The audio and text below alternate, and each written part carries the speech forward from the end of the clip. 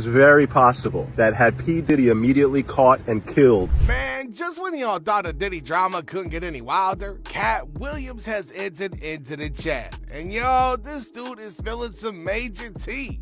The legendary comedian just reacted to Diddy's 113 charges, and let's just say that he ain't holding nothing back.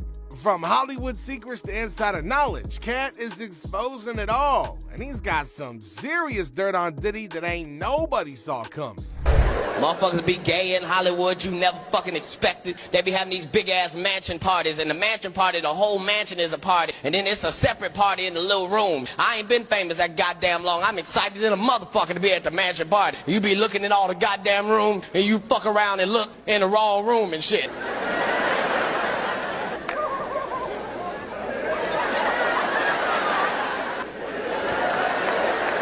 Nick, come here. Come here. Is that two niggas kissing?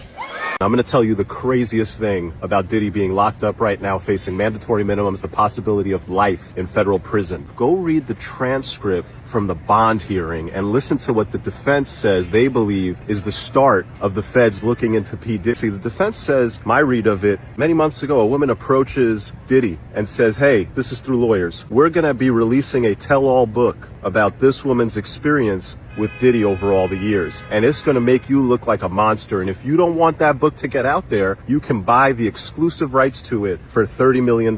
Catch and kill this book. Diddy's team says no. Woman comes back with a lawyer. We're going to file a civil lawsuit against you because it's not just stuff that makes for good print. These are civil claims that we can bring and we can win millions of dollars. Diddy's team says, okay, bring the lawsuit. They bring the lawsuit, and within like hours, it's settled for, surprise, surprise, $30 million. After those things happened, a line of people came with stories to get their check too. Hey, if she got 30 mil, what can I get off this guy? I was there. I saw this. I heard that. And that then led to a federal investigation. See, people think, oh, somebody's out to get him. He pissed off the wrong person. It's the alcohol company that... Nah, you guys got to understand that there's prosecutors out there who want big, sexy cases. They don't fall out of the sky every day. The chance to go after somebody like P. Diddy and put him away for life is like the greatest case you could ever find if you're a prosecutor. And so, when a public filing gets released and you read it and you go, wait a second, that law firm is mad thorough. Wait a second, he settled it for $30 million. Wait a second. If all of this is true,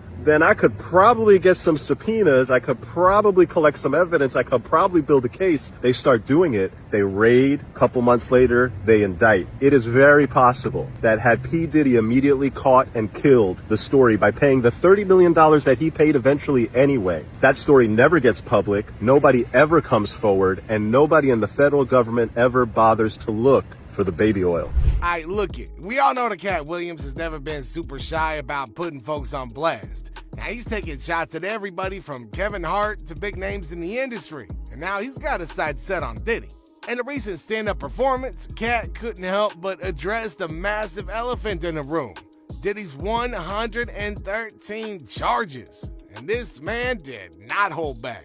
Fox News alert, the judge denied Diddy's appeal to get out on bail after the music mogul and Democrat community organizer was charged with sex trafficking and racketeering for forcing women into freak-off sex parties with male prostitutes that he recorded, then keeping them quiet through violence and blackmail. The feds say the investigation's still ongoing, and Diddy's a flight risk who's tampered with witnesses before and could do it again if he's free. Diddy offered $50 million and promised not to have any women over his house if they let him out, but the judge didn't budge. So Diddy's spending his days in Brooklyn's Metropolitan Detention Center, New York's most notorious jail. It's known for its barbaric conditions, stabbings, murders, suicides, blackouts, and lockdowns. For dinner, Diddy can eat turkey with boiled potatoes and beets. Sources tell TMZ Diddy's being isolated from General Pop because some inmates maybe see taking him out as a badge of honor. He'll get 1 hour of rec time a day and 3 showers a week, and has to wake up at 6 a.m. to make his bed and mop his cell floor. A few celebrities who've spent time here are Kelly, Ghislaine Maxwell, and our good friend Minnie Madoff. Diddy's lawyer says they're going to fight until the end, but the government's case looks rock solid. The prosecution has a mountain of evidence against them that they have from basically 300 grand jury subpoenas. The feds have materials from banks, tech companies, airlines, hotels, escort services, even Diddy's wealth management firm. They also have the testimony from dozens of witnesses and victims and evidence from Diddy's own electronic devices. The prosecution says they corroborated provided testimony about Diddy's freak-offs using travel records, payment records, and the videos. Diddy's alleged crimes go back years. In 2011, he kidnapped somebody at knife point and gunpoint so that he could break into a different person's house. 2 weeks later, someone in Diddy's crew found the victim's car, sliced open the convertible top, then dropped in a Molotov cocktail. Diddy's been running wild for at least 15 years, but he might not be able to slip out of this one. And he's only the first domino to fall. If he gets racketeering and sex trafficking for freak-offs, it will be others involved. Yes. Like if you ever ran a train with Diddy, you're probably going to jail. Yeah, that's what a lot of people were saying, that, you know, that's possibly on those cameras because he had cameras in the crib. Man. So people are thinking that maybe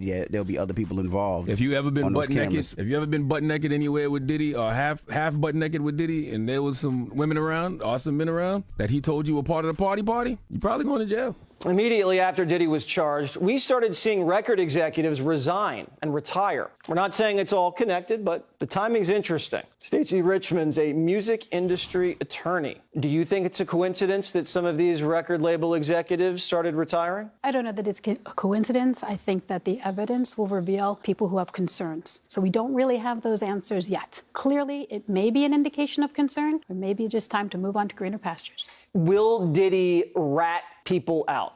That is a personal decision for any individual. And the question of ratting out, I think in the government's eye, he's the top of the iceberg. Now, the next question is, what does he know about others who may have participated with him, like the gentleman just said a few minutes ago? What's on those videos? So if he spills the beans and says this record label executive financed these parties, this guy did this guy did that, would that maybe reduce the time he spends in prison? It's a conceptual possibility. What you're talking about is something known as a 5K1. That would mean that he was cooperating. The government valued that cooperation, and they issued a letter, which would be a signal to the judge. So let's talk about those 113 charges real quick. I'm gonna list out every single one of them. Now, I'm playing with y'all. I ain't got time for that. I got snacks to eat. Anyway, Diddy's facing some accusations that range from human trafficking to sexual misconduct, and it looking like this dude, that list just keeps on growing. So the FBI's been digging deep into Diddy's life, and right now it's all coming to light.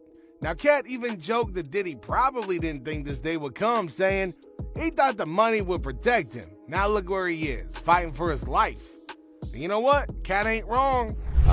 Conduct carries some significant penalties, and we are gratified that we were able to bring that charge. Is one more coercive than the other? I'm not going to be able to get into that, but you can look it up, and yes, sex trafficking, especially when it involves coercion or force, is a very serious crime, and it carries significant penalties. Good afternoon, Darla Miles, ABC 7 New York. Thank you for this press conference and for the details. 2 questions.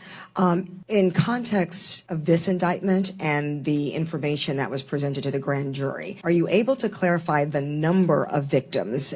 It's mentioned plural in the indictment, but can you specify the number of victims just for this particular indictment? And secondly, can you provide details about the alleged arson? Unfortunately, I'm not able to provide either.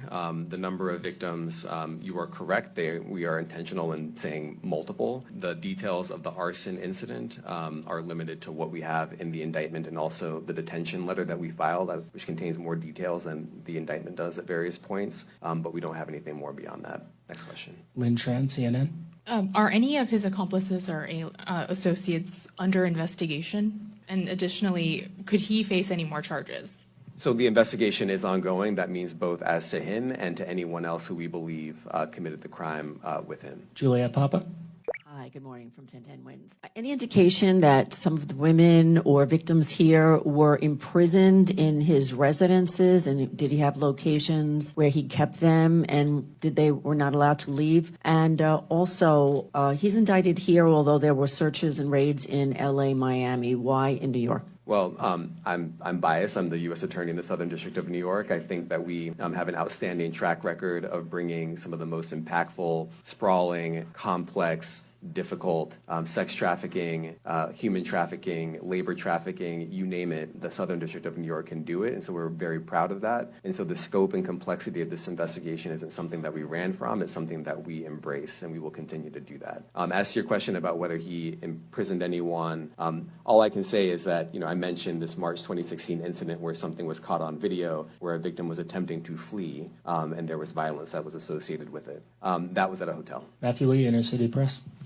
Thanks a lot. Does your office intend to seek remand, or are you reaching a bail package? And if you're willing, how would you contrast this with the R. Kelly case in EDNY in terms of the elements? Thanks. So we will be seeking detention. We have filed a letter laying out our reasoning for seeking pretrial detention. I'm not going to be able to expand beyond what's in the letter, but it contains all of the reasoning, and it contains the law as well. There is a presumption of detention in a case like this, and we think that's warranted. John Anise, New York Daily News.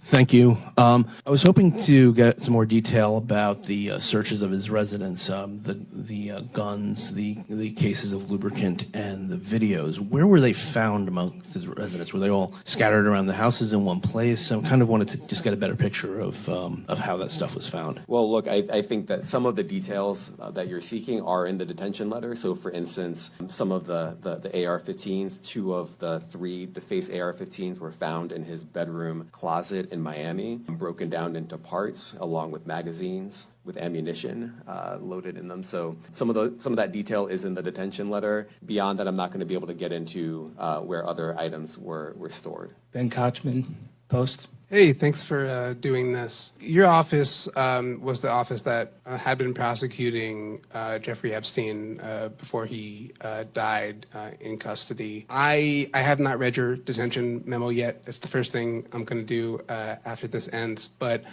does the memo address, or is your office concerned with Combs' safety in custody, given what happened with Epstein? So we are concerned with anyone's safety whenever they are detained prior to trial. It's part of our obligations to keep people safe as well. It's part of the criminal justice system. But I do not draw any sort of connection between Jeffrey Epstein's suicide and what may or may not happen. But look, this ain't just about a few charges, all right? This is 113 separate accusations that have rocked the music world and beyond, and not in the Kurt Cobain kind of way. Alright, so Katt's reaction shows just how deep all these allegations run, and how much people in the industry have probably known for years what was going down, and nobody said a thing. Guys don't put those pills that they get to the girls in the champagne bottles because they popping them in front of them. Most of those girls, especially if they like mixed drinks, you understand, they see the bottles when they open them, and they trying to keep their eyes on because they don't want to get no kind of drugs put in their system. But what they don't understand is in the orange juice and it's in the cranberry juice. They didn't put the pills and the stuff in there, the roofies, the ecstasy, the E's, all whatever they put it in the juice. Now, those girls who like the mixed drinks, you understand what I'm saying? They're gonna pour their own sexual act because they don't understand it ain't in the bottles, it's in the juice. Those guys, they learn that and they put it to those girls who don't know no better. Now here's where Katt really stirred the pot. During the set, he made some serious claims that got people talking. He hinted that Diddy wasn't the only one who ought to be worried. According to Katt, a lot of big names are sweating right now because they was all part of Diddy's, notorious parties. And by notorious, I mean everybody leaving with sticky buns. This dude even straight joked that certain folks were hiding under their beds, hoping the FBI doesn't come knocking on their doors next. What's that old saying? Right, guilty by association. Nasty. Like this, he ain't never even been impressed like this. Probably why I got him quiet on the set like this. Like it, have it, need it, yeah, take it, own it, steal it, fast, twist it, bring it, grab my ass.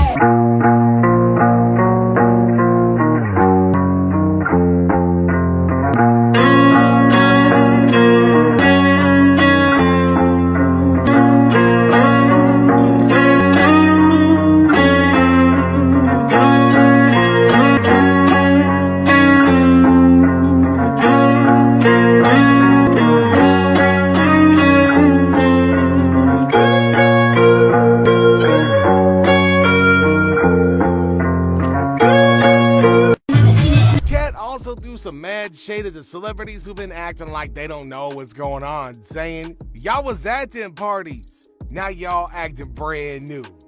Now Katt didn't drop no names, but the message was clear. People in Hollywood have been turning a blind eye for way too long, and now it's all catching up to them.